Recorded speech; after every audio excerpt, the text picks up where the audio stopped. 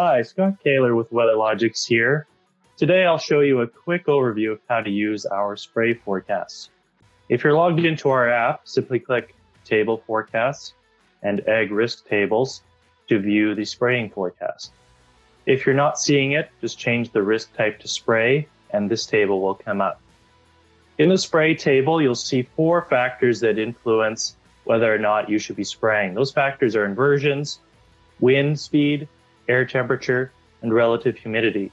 Based on those 4 factors, our spray forecast gives you a spray category being good, fair, or poor.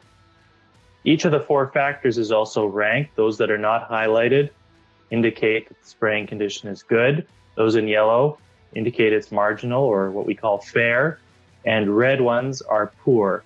So you'll see here, for example, the inversion is strong, which is a poor spray condition, and it's in red. But later in the day, the inversion is none, the wind is 11 kilometers per hour, air temperature 23.5, and relative humidity 47. So that is a good window for spraying.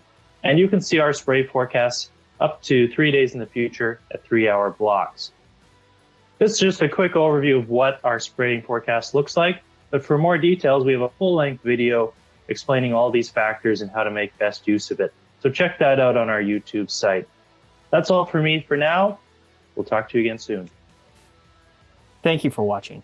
If you're looking for more information, be sure to email us at info@weatherlogics.com, on our social media @weatherlogics, or on the web at weatherlogics.com.